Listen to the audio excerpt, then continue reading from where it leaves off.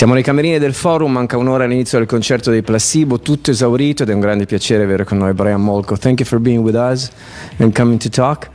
I think your songs are very powerful because they're also very vulnerable. Does it make sense to you or is it just my impression? No, absolutely. That you've hit the nail on the head. I think that when you try to write something that is universal, what you end up doing is that you end up falling into the realm of the cliche. The more vulnerable you make something, you're making it more personal.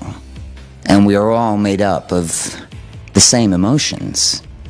All of us, all over the world. And so by making it vulnerable, you're speaking directly to people. And they can live their own stories. They can identify and live their own story through your song, which I think is a wonderful thing. Years ago, people at rock concerts, they used to jump and yell and mosh and everything, and now they're used to just take pictures. Now they stare at, a lot of people stare at a little screen. Yeah. Does it bother you?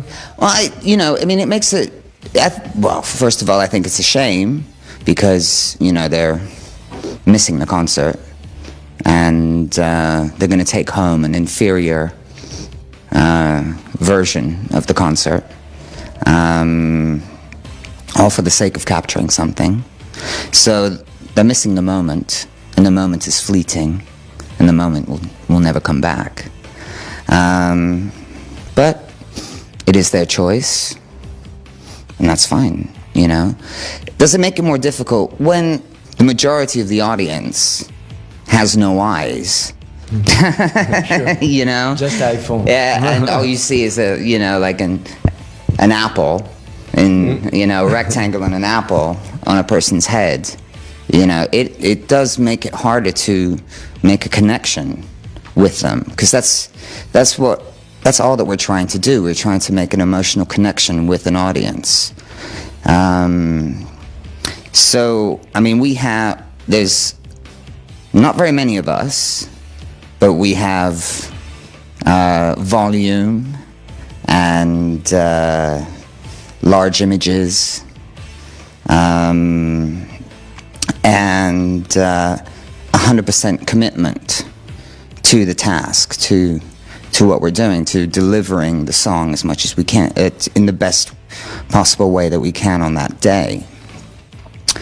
And what they have is numbers. And so when the energy matches, when their energy matches with the band's energy and our volume, then a kind of synergy is created, a symbiosis, and a sense of collective euphoria is created. And that creates the perfect atmosphere and possibility for transcendence, which is ultimately what we as musicians are looking for. We want to be so in the moment that we are not even conscious of what we are doing. And that does happen. You get to the end of a song and you don't remember playing it. Good. Because you've been so in the moment. But we need the energy from the audience. And if they've got a piece of technology in front of their face, that makes it more difficult, Placebo achieved great success. Is success exactly what you expect it to be, or it was something different? Well, we set out, just essentially to try not to get a real job, and we would have been satisfied with feeding ourselves and being able to pay the rent. We weren't expecting such a meteoric rise at such a young age. Was success everything that I expected it to be? Yes, and more. You know, it's kind of, there's an element of the double-edged sword to it, you know, which is the yin and yang of all things, you know, really. You know, that you're able to achieve wonderful things. You're able to touch people's hearts just by expressing yourself. I don't know another vocation where you can travel the world and be exposed to so many different cultures and absorb them if you're curious, which we are.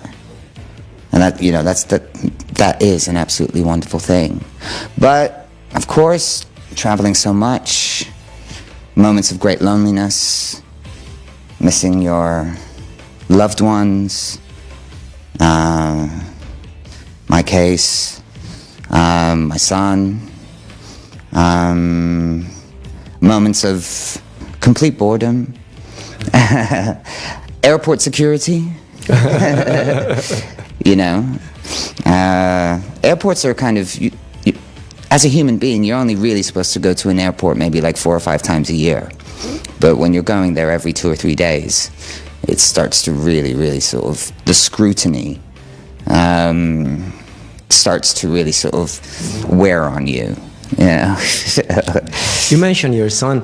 Did being a father affected your songwriting? Of course, I think it changed everything in your life, but did it change your approach with the music? I don't think so. No, I don't think so at all. It certainly changed my lifestyle, but I don't think it had an effect on my art necessarily. Thank you so much. It's always a pleasure to talk to you. Grazie, Brian Molko. Always a pleasure.